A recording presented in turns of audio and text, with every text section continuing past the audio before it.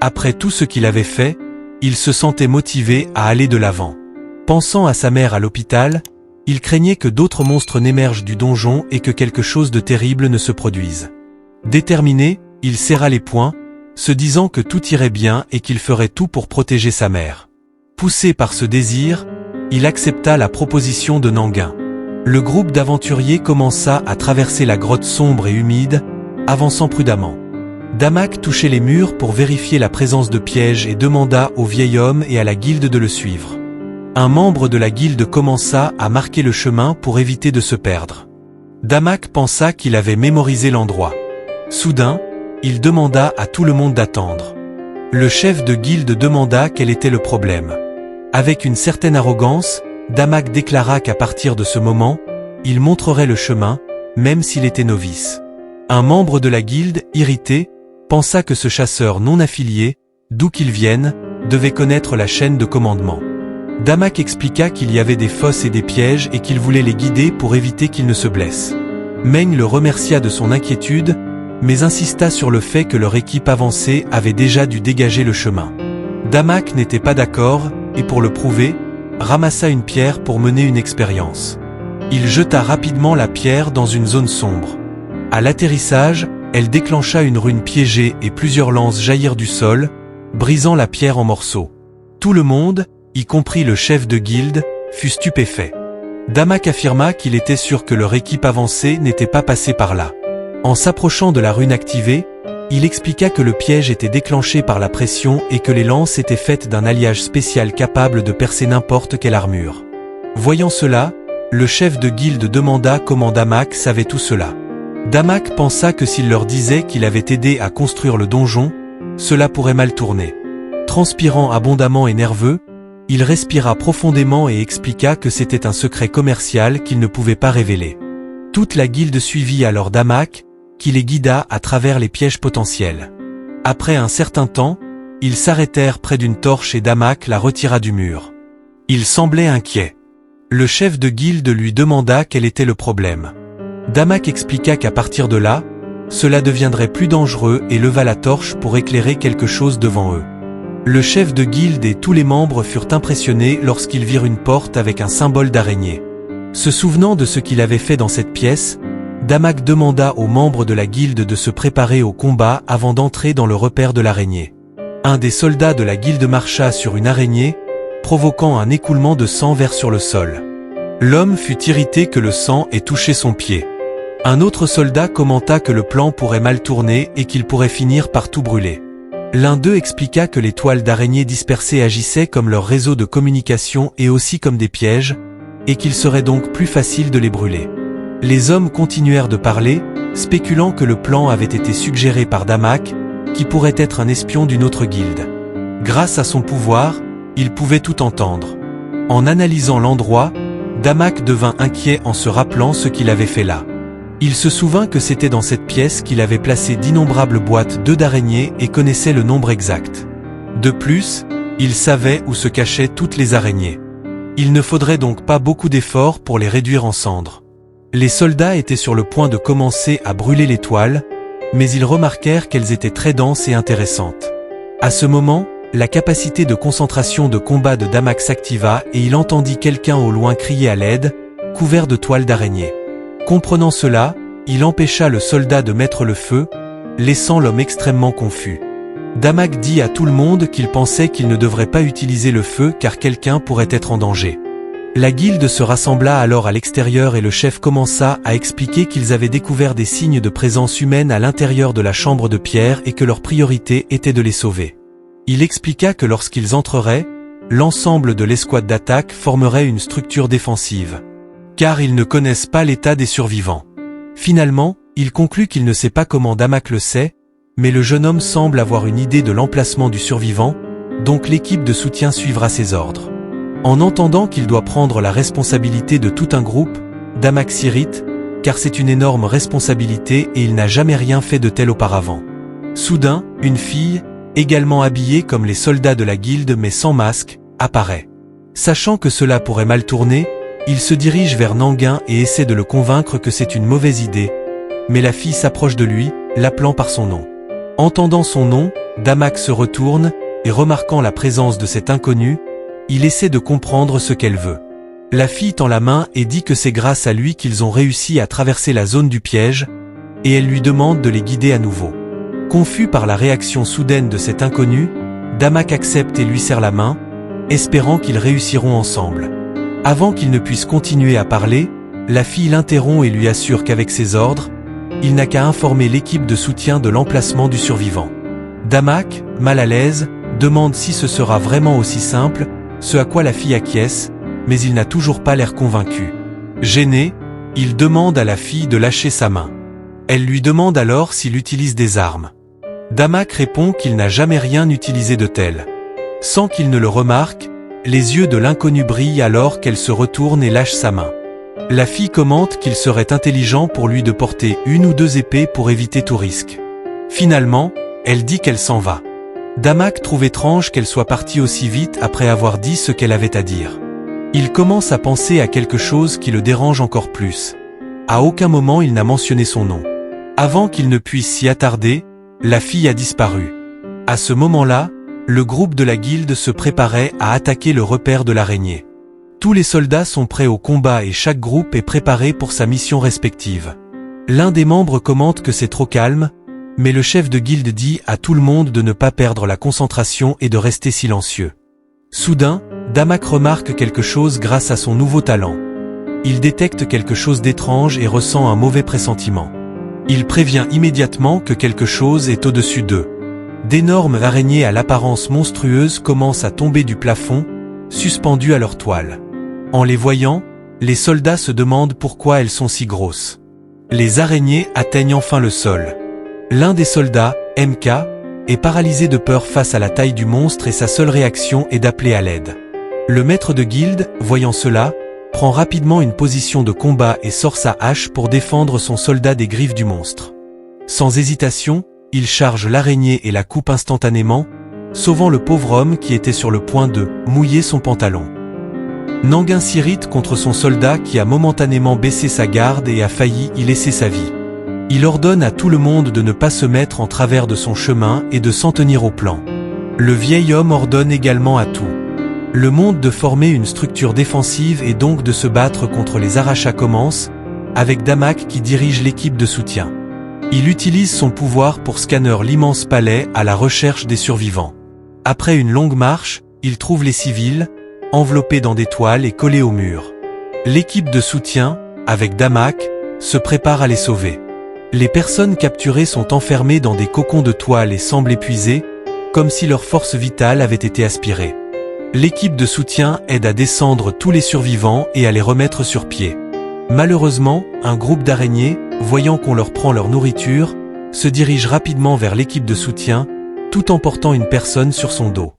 Damak crie qu'il connaît un moyen de sortir et qu'il retiendra les araignées pendant le combat. Nanguin observe les actions de Damak de loin et le trouve très méfiant. Il pense que Damak connaît exactement les chemins du donjon et même l'emplacement des survivants, ce qui est étrange. Damak aide à sauver encore plus de survivants dans une autre direction. L'un des soldats crie à tous les blessés de se diriger vers une certaine direction pour évacuer le donjon. Damak dit à son maître que tous les survivants ont été sauvés et que personne n'a été blessé. Nanguin répond qu'ils continueront d'avancer. Il dit ensuite qu'il veut parler à Damak, qui devient nerveux, pensant qu'il a été découvert. L'un des soldats de la guilde regarde Damak de loin avec irritation. Après la bataille et la défaite de toutes les araignées, le maître déclare que toutes les personnes capturées ont été sauvées et ne risquent plus rien. Il ajoute que sans Damak, ils auraient peut-être accidentellement brûlé tous les civils sans s'en rendre compte. Damak dit modestement que ce n'était rien. Nanguin commente que le talent de Damak est incroyable, presque comme s'il avait personnellement construit le donjon. Damak le nie immédiatement, nerveux. Il commence à bégayer en disant qu'il n'aurait jamais pu construire un donjon seul puisqu'il n'est pas un dieu. Nanguin rit et dit qu'il plaisantait. Damak suggère qu'ils devraient rassembler leurs forces et continuer. Il est soulagé de ne pas avoir été découvert. Après une longue marche, ils arrivent devant une immense porte avec une sculpture inconnue. L'un des soldats se demande si cela vient de la civilisation Inca, mais Damak répond que cela appartient aux gobelins. Ils expriment leur déception que cela ne ressemble pas à une salle de boss. Damak, lui, ne sous-estime pas ces créatures. Il pense que c'est la zone d'embuscade des gobelins et ne voit pas de plan infaillible, si ce n'est sa capacité de concentration au combat. À la surprise générale, Damak s'excuse et demande s'il peut entrer seul. Toute la guilde est choquée. L'un des membres, Masque, s'irrite, disant que Damak se croit supérieur juste parce que le maître l'a un peu complimenté. Nanguin est d'accord et déclare qu'il ne se sent pas à l'aise d'envoyer Damak seul dans un endroit aussi dangereux. Damak argumente qu'ils n'ont pas le choix et que tout le monde devrait suivre ses ordres. Le chef de la guilde accepte, car Damak semble avoir un plan. Le soldat irrité pense que Damak veut profiter de cette occasion pour se montrer au maître. Lui et ses amis semblent comploter quelque chose de malveillant contre Damak. À ce moment précis, leur maître annonce qu'ils entrent. Ils passent tous la porte et remarquent que la pièce est belle et rustique. Les membres de la guilde regardent autour d'eux, mais il ne semble y avoir rien ni personne. Damak demande à tout le monde de se taire, car il sent quelque chose. Il a un très mauvais pressentiment. Les deux soldats qui essayaient d'attirer l'attention du maître se moquent de Damak, disant qu'il n'y a rien et qu'il a juste peur. Soudain, toutes les torchées s'éteignent, plongeant la zone dans l'obscurité. Les soldats allument leurs lumières. Damak leur dit immédiatement de ne pas faire ça, mais l'un d'eux, déjà en colère contre lui, rétorque qu'ils ne pourront pas voir ou se battre sans les lanternes. Finalement, l'homme allume sa lumière et prétend que s'il avait si peur, il pouvait simplement rester derrière tout le monde. Damak devient extrêmement inquiet et ordonne à tout le monde de se coucher. Même le chef de guilde obéit. Les deux qui complotaient contre Damak restent debout. Un silence tombe sur toute la zone. Le soldat pointe sa lanterne dans une direction, mais cela ne révèle rien. Son ami dit qu'il n'y a rien et lui demande pourquoi il agit ainsi. Alors qu'il se retourne, on voit qu'il a été touché par 3 flèches dans la poitrine et qu'il peut à peine rester debout. Avant même qu'il ne puisse tomber, des dizaines de flèches venant de toutes les directions le frappent, mettant fin à sa vie instantanément. Tout le monde panique, horrifié par ce qui vient de se passer. L'ami de l'homme décédé, enragé, crie. Le chaos s'ensuit. Nanguin ordonne à tout le monde de ne pas bouger d'un pouce. La plupart s'arrêtent immédiatement et ne bougent même plus. Nanguin demande à Damak si c'était la raison pour laquelle il ne pouvait pas allumer les lanternes. Damak acquiesce, expliquant que les gobelins attaqueraient chaque fois qu'ils verraient de la lumière. Le chef de la guilde semble confus, car personne n'a été attaqué depuis leur entrée et demande pourquoi. Damak explique que les gobelins jouent avec leur proie, ils veulent savourer la vue des gens tremblants dans l'obscurité, sombrant dans le désespoir. Nanguin devient extrêmement préoccupé, réalisant qu'ils ne peuvent pas combattre ce qu'ils ne peuvent pas voir, ce qui mènera à leur défaite. Damak répond qu'il peut se battre sans voir. Nanguin est sceptique et demande comment c'est possible. Damak, les yeux bleus brillants, dit qu'il va s'occuper de la situation. Au milieu de tous ceux qui sont immobiles, Damak se lève et commence à faire du bruit en marchant. Il dit qu'il sait que tout le monde est nerveux parce qu'ils ne peuvent rien faire, mais qu'il va faire le nécessaire pour les sauver.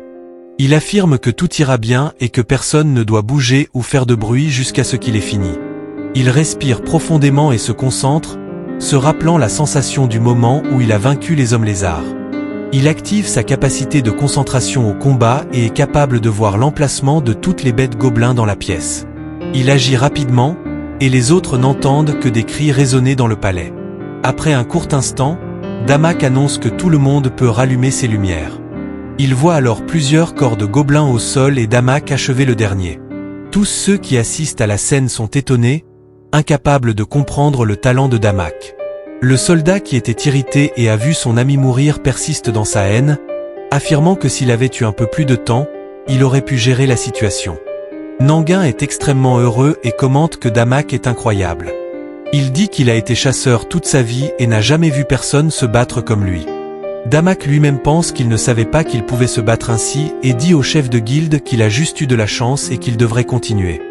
Ils arrivent enfin dans la salle contenant une bête mortelle. Damak confirme que c'est la fin du labyrinthe et la salle du boss final. À l'intérieur, il voit un minotaure extrêmement furieux avec une peau rougeâtre et d'énormes cornes, prêt à défendre son territoire.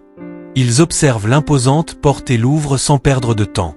Le maître de guilde dit qu'il ne voit rien et se demande si le minotaure se cache quelque part. Damak répond que non, le monstre est juste devant eux. Après que la porte se referme lentement, toutes les torchées de la pièce s'allument, révélant une surprise. Il y a un escalier menant à un trône où se trouve le puissant Minotaure. La bête a une expression extrêmement furieuse. Damak déclare que c'est le maître du donjon. Nanguin regarde la bête pendant un moment, et malgré sa nervosité, dit que la créature dégage une grande pression. Il dit qu'ils ont le temps d'élaborer une stratégie. Soudain, le système apparaît, informant que le sacrifice humain mineur a commencé et que Damak doit choisir 5 candidats pour le sacrifice. Damak est confus et ne comprend pas ce que cela signifie. Il regarde Nanguin et l'écoute élaborer une stratégie pour l'équipe, sans remarquer le système. Il suppose que l'écran n'est visible que pour lui. Il commence à émettre plusieurs hypothèses, dont la plus logique est que cela pourrait être un indice pour un passage sûr. Il s'approche du groupe de la guilde et dit qu'il a une proposition, mais le chef lui demande d'en parler plus tard. Damak insiste en disant que cela pourrait être lié à la salle. Nanguin lui demande s'il est sûr. Les deux s'éloignent pour discuter d'un plan spécifique, mais quelqu'un les observe avec mécontentement. Le même homme aux cheveux blancs qui était en colère contre Damak frappe le garçon, pensant qu'il essaie encore une fois de voler le crédit. Déterminé à agir, il pense qu'il ne peut pas le laisser faire. Il s'enfuit et se rapproche du boss. Il se cache derrière un pilier, croyant que les stratégies sont pour les perdants et qu'il peut vaincre le taureau facilement avec son arbalète. Il vise le monstre, déclarant qu'il va montrer la puissance de son talent de précision de rang F et qu'il n'a besoin que d'un seul coup. Il doit se rapprocher un peu pour assurer son tir. En avançant, il traverse sans le savoir une barrière. Damak, voyant cela, devient extrêmement inquiet et regarde immédiatement le Minotaure. Il essaie d'empêcher l'homme de continuer, mais l'homme l'ignore et devient encore plus en colère contre lui. Il l'accuse de vouloir prendre tout le crédit pour lui-même, disant que si le boss reste là, ils seront vaincus, brisant la stratégie sur laquelle il travaillait. L'homme traverse la barrière et une alerte apparaît, avertissant que les règles ont été enfreintes et que 5 personnes ont été choisies. Quelque chose commence à se produire et les corps de certaines personnes sont recouverts d'une aura bleue, laissant tout le monde confus. Une vive lumière est émise, aveuglant momentanément tout le monde. Quand l'homme curieux ouvre les yeux, il réalise qu'il a fait une grosse erreur. Nanguin est choqué, et voyant que son compagnon est à blâmer, devient furieux. Damak est également étonné et déclare que ce n'est pas le moment de débattre des bonnes ou des mauvaises décisions, car il y a une menace imminente. 5 personnes, dont le chef et Damak, sont transportées au centre de la pièce. Devant eux, la créature mineure est prête à attaquer. Le monstre lâche soudainement un rugissement massif, assourdissant tout le monde pendant un moment. Voyant ce qu'il a fait, l'homme curieux recule en rampant pour échapper à la situation, mais il se heurte à un mur violet, réalisant qu'il ne peut pas s'échapper. Il se relève rapidement et essaie de percer la barrière, mais en vain. Le Minotaure saisit l'opportunité d'achever l'un de ses ennemis. Nanguin remarque et sauve son subordonné juste à temps. Nanguin devient rapidement désespéré. Nanguin dégaine ses 2 haches et ordonne à tout le monde de se former et de ne pas paniquer. Il rappelle qu'ils doivent s'en tenir à la stratégie, rester organisés pendant qu'il combat le Minotaure. Il charge ensuite la bête. Le taureau essaie d'attaquer Nanguin avec sa hache, mais le vieil homme, très agile, esquive le coup. La bête lève à nouveau son arme pour un coup encore plus puissant, mais il ne touche que le sol. Nanguin est alors dans les airs et profite de cette opportunité pour frapper directement le monstre, provoquant un énorme fracas qui résonne dans toute la zone.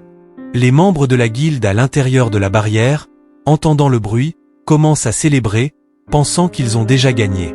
Damak observe la scène, choqué, remarquant que le maître de la guilde est à un autre niveau. Cependant, quelque chose ne va pas. Après son attaque, Nanguin est irrité, comme si quelque chose avait mal tourné. Malgré son coup puissant, il n'a réussi qu'à laisser une petite égratignure sur la poitrine du monstre. Désespéré, Nanguin commente qu'il a l'impression d'avoir frappé une armure d'acier. Le Minotaure est incroyablement coriace. Perdu dans ses pensées, le vieil homme ne remarque pas une attaque qui arrive. Il essaie d'avertir les autres, mais il est trop tard. Il esquive de justesse, mais la bête l'effleure. Il saute rapidement en arrière, essayant de rester debout, ses 2 haches en main, déterminé à ne pas fuir le combat. Après avoir encaissé le coup, Nanguin n'est plus au mieux de sa forme. Découragé, il réalise que le monstre n'a pas esquivé son attaque parce qu'elle était trop faible. Il pense qu'un faux pas pourrait entraîner sa mort et qu'il doit réfléchir de manière plus stratégique. Il ordonne à tous les hommes à l'intérieur de la barrière de tourner autour de l'ennemi et de recueillir des informations tout en évitant les attaques directes, afin de trouver le point faible du monstre. Damak pense que le chef de guilde est vraiment expérimenté, car il a donné des ordres clairs et décisifs même dans cette situation. En regardant le Minotaure, Damak remarque que la bête émet une aura terrifiante. Il réalise alors que le monstre ne se déplace pas vers sa proie comme si la distance n'avait pas d'importance, ce qui suggère quelque chose d'étrange. En regardant de plus près, il voit que la bête a levé sa main tenant sa hache et a commencé à émettre des éclairs. Damak reconnaît que c'est le même pouvoir que Thor a utilisé lors de leur rencontre. Nanguin remarque également que la créature prépare quelque chose et ordonne à tous ses subordonnés de charger le taureau. Même si tout le monde l'attaque, le monstre reste debout, chargeant une puissante attaque avec la foudre dans sa main. Damak reste immobile, essayant de les avertir que c'est dangereux, mais le chef de guilde est aveuglé par l'idée qu'ils ont enfin acculé la bête. En réalité, il prend la pire décision de sa vie. Il réalise que l'attaque du monstre est prête et qu'il est trop tard pour l'éviter. Il va probablement mourir. Mais, comme un vrai héros, Nanguin n'abandonne pas. Il saute rapidement et donne un coup de pied au visage du Minotaure en essayant de sauver son camarade. Même avec ce coup, la bête semble à peine affectée, tournant simplement la tête et devenant encore plus enragée. Le Minotaure continue son attaque, et cette fois, personne ne peut s'échapper, car la foudre inonde la zone, créant un flash massif. Une sphère d'énergie frappe le sol et explose, envoyant tout le monde dans la pièce volée. Quelqu'un à l'extérieur de la barrière, observant la bataille, commente qu'il n'arrive pas à croire ce qu'il voit. Un membre de la guilde remarque que le capitaine est tombé, et après que le Minotaure a fracassé sa hache dans le sol, il est possible que Nanguin soit mort. Tout le monde essaie de trouver un moyen de les faire sortir de là, mais la barrière n'a aucune ouverture. Damak, résigné à son sort, pense qu'après avoir vécu une vie si misérable, il espérait trouver un peu de paix après avoir acquis un talent, mais que tout allait se terminer par une mort stupide. Soudain, comme une lumière qui brille sur son visage, il remarque quelque chose devant lui. En regardant de plus près, il voit quelque chose qui pourrait le sauver. Souriant, il saisit l'espoir. Il pense qu'il y a une chose qu'il n'a pas encore essayée et que cela pourrait fonctionner. Saisissant une épée devant lui et se levant, il déclare que mourir la ruinerait définitivement sa chance de se reposer paisiblement. Au milieu de la fumée de l'attaque, le Minotaure regarde un humain affaibli se relever. Une aura dorée commence à envelopper le corps de Damak, qui déclare qu'il n'a pas enduré tout ce qu'il a traversé juste pour mourir là. Debout, il balance son épée dans les airs, montrant que leur infuse maintenant l'arme. Voyant cela, le Minotaure, pour une raison inconnue, regarde simplement le jeune homme avec une détermination extrême. Damak déclare que le Minotaure devrait se préparer, car il ne mourra pas sans se battre. Son talent d'épée de rang SS s'active. Damak et le Minotaure se regardent face à face. Nanguin, blessé, mentionne que sa hache n'a même pas pu blesser la bête, donc cette épée ne pourra pas non plus la couper. Il pense qu'il voulait dire à Damak de s'enfuir, mais les mots ne sortent pas de sa bouche. Voyant le Minotaure charger vers le garçon, il se blâme pour la situation. Une entaille rapide est effectuée avant même que quiconque ne puisse la voir. Tout le monde, à l'intérieur et à l'extérieur de la barrière, est choqué par la scène. Après l'entaille, Damak apparaît derrière le Minotaure et quelque chose vole dans les airs. La corne du Minotaure, qui a été arrachée. Damak pense qu'au début, c'était un pari, mais au moment où il a tenu l'épée, il a senti qu'il pouvait vraiment vaincre le Minotaure. Après avoir perdu sa corne, la bête commence à saigner. Damak pense que même si c'était la première fois qu'il tenait une épée, c'était comme si elle faisait partie de son corps. Souriant à l'arme, il déclare que c'était son talent de rang SS le monstre, enragé après avoir perdu sa corne, se retourne, prêt à attaquer Damak. Il charge immédiatement son ennemi. Damak, voyant le monstre approcher, reste ferme. Le Minotaure essaie ensuite de l'attraper avec ses mains. Après l'attaque, la créature remarque que son adversaire n'est plus là et a même été blessé une fois de plus. Damak se déplace derrière le Minotaure et frappe avec son épée. Nanguin, voyant cela, n'arrive pas à croire que le jeune homme a délivré 6 attaques consécutives à cette vitesse. En regardant la position de combat de Damak, il pense que le garçon a été un épéiste depuis le début, mais il y avait quelque chose qu'il ne voulait pas admettre. Pourtant, c'était la réalité. Damak continue d'affronter la bête, mais montre qu'il est irrité par quelque chose et voyant que ses coups étaient superficiels. Le garçon est frustré. Le Minotaure, pas habitué à être défié de cette manière, entre dans une rage folle. Réalisant que les coups n'ont aucun effet, celui au nez retroussé qui a causé tout ce chaos disparaît. Nanguin, voyant la réaction de ses subordonnés, reconnaît les attaques fluides de Damak, comparables aux meilleurs épéistes de l'Est. Cependant, il y a un problème. L'épée que Damak utilise s'use rapidement après seulement quelques coups. Damak déclare qu'à ce rythme, il ne pourra pas utiliser cette arme longtemps et qu'il doit frapper le point vital de la bête d'un seul coup. Déterminé, il charge le monstre. Le Minotaure, voyant l'attaque frontale, se prépare à contre-attaquer.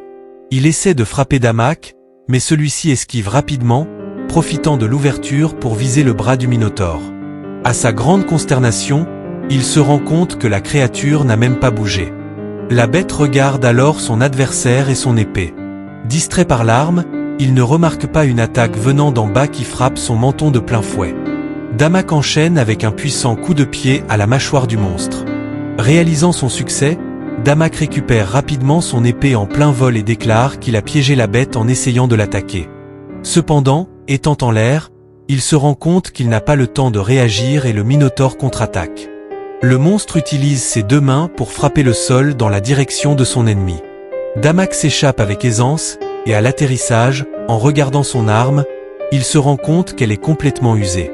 Il commente qu'elle est à sa limite et que ses arts martiaux ne fonctionneront pas. Le prochain coup sera le dernier. S'il avait au moins une ouverture. À ce moment, le Minotaure commence à faire quelque chose. Damak, comprenant ce qui se passe, éclate d'un sourire heureux et déclare qu'il a trouvé l'ouverture qu'il voulait. Une fois de plus, le monstre commence à charger son attaque éclair. Nanguin est choqué et pense que c'est la technique que le monstre a utilisée auparavant. Damak ne recule pas et attend le bon moment. Nanguin refuse de croire qu'il affrontera cette attaque de front. Les auras du Minotaure et de Damak entrent en collision, créant une puissante lumière. Nanguin, se relevant, pense qu'il doit aider Damak et se souvient du moment où il a dit qu'il pouvait se battre sans voir. Il se tourne vers celui au nez retroussé, qui est en position fétale, et l'appelle. L'homme déclare qu'il avait quelque chose de « cool » dans sa robe et que c'était la dernière chance de Damak de briller. Pendant ce temps, Damak attend le bon moment pour frapper, l'épée à la main. Il regarde son adversaire, pensant que ce sera sa dernière chance et qu'il doit la saisir. Pour en finir, il n'a besoin que de frapper le point vital de la bête. Les deux adversaires se regardent un instant avant de passer à l'action. Le Minotaure se prépare à lancer l'attaque éclair, et en réponse, Damak saute vers la bête. Il parvient à dépasser les émissions de foudre et atteint presque le côté du monstre. La bête est sur le point de lancer l'attaque quand Damak s'approche suffisamment pour la frapper. Il utilise son mouvement corporel pour essayer de frapper le monstre de face et réussit à blesser profondément sa poitrine. Mais cela ne suffit pas. L'épée de Damak se brise, signifiant qu'il n'y a plus d'échappatoire, car le monstre est sur le point de l'attaquer. Abasourdi, il laisse tomber ce qui reste de son arme au sol, pensant que tout est fini. Le Minotaure termine son attaque et se déplace pour la déclencher, mais soudain, une autre épée entre dans la main de Damak. Profitant de cette opportunité unique, il déclare que c'est fini pour le Minotaure. Celui au nez retroussé, qui était auparavant en colère contre Damak, lui crie de se débarrasser de la bête. Damak utilise son épée pour percer l'estomac du monstre. Une foule se rassemble à l'extérieur du portail pour regarder. Beaucoup de gens sont là, y compris des stations d'information qui rapportent les événements. Un citoyen remarque que des gens sortent du donjon. Damak aide Nanguin à marcher et lui dit qu'ils sont presque à la sortie. Intrigué, il demande à Nanguin comment il savait qu'il pouvait attraper une épée lancée par derrière. Nanguin répond qu'il ne savait pas et s'en est souvenu seulement quand Damak a dit qu'il pouvait se battre sans voir. Il a juste supposé, en souriant. Damak pense qu'ils ont survécu grâce à Nanguin, mais celui-ci, avec tous les autres membres de la guilde, déclare que celui qui a sauvé tout le monde est Damak. Le chef de guilde tape dans le dos du jeune homme et lui demande ce qu'il faisait.